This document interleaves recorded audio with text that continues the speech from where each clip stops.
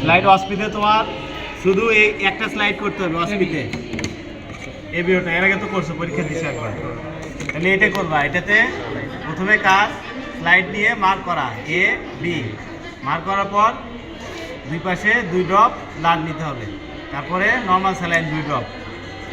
Normal saline নেওয়ার পর স্টিরার দিয়ে ভালোভাবে মিক্স করতে হবে। মিক্স করার পর রিয়েজেন্ট দিতে হবে, মানে অ্যান্টিসেরা দিতে হবে, অ্যাপ্রোপ্রিয়েট অ্যান্টিসেরা। এতে এ, বিতে বি দিয়ে আবার মিক্স করতে হবে।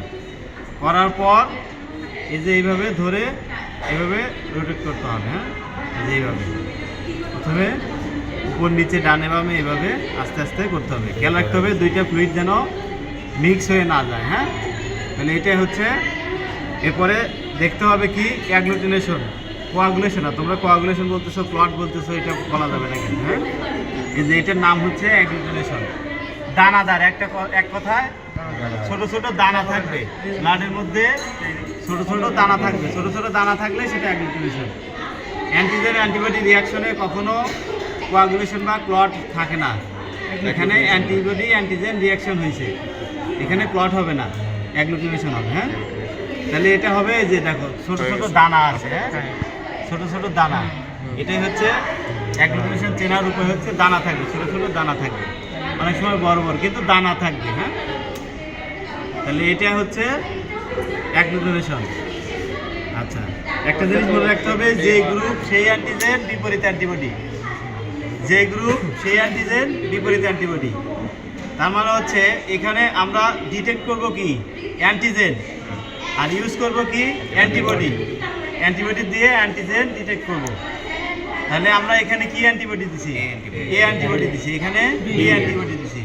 অ্যান্টিজেন অ্যান্টিবডি রিঅ্যাকশন হলো খুবই স্পেসিফিক। তার মানে এতে যদি এ অ্যান্টিজেন থাকে কেবল তখনই অ্যাগ্লুটিনেশন হবে, আদারওয়াইজ কখনো অ্যাগ্লুটিনেশন হবে না। এখানে অ্যাগ্লুটিনেশন হওয়া মানে কি এ অ্যান্টিজেন পজিটিভ, এখানে অ্যাগ্লুটিনেশন হওয়া মানে কি বি অ্যান্টিজেন প্রেজেন্ট। আচ্ছা, তাহলে দুইটা অ্যান্টিজেন আছে, তার মানে গ্রুপটা হবে এ বি। একটা থাকলে এতে থাকলে এ, বিতে থাকলে বি, কোনোটাই যদি না থাকে সেক্ষেত্রে ও। আমাদের মেইন অ্যান্টিজেন হচ্ছে দুইটা, এ এবং বি, কোনোটাই না বুঝাতে ও। ঠিক আছে? আচ্ছা, এটা হলো। তাহলে এখানে অবজারভেশন হচ্ছে আমার 4টা, এ বি, এ বি ও, যে কোনো একটা হবে, হয় এ না হয় বি না হয় এ বি অথবা ও। আর এটা হচ্ছে শুধুমাত্র পজিটিভ বা নেগেটিভ। আমরা যে ব্লাড গ্রুপ বলি এ পজিটিভ বা ও পজিটিভ বা ও নেগেটিভ, এই স্লাইডটা হচ্ছে শুধুমাত্র পজিটিভ বা নেগেটিভ এটা ডিটেক্ট করবে।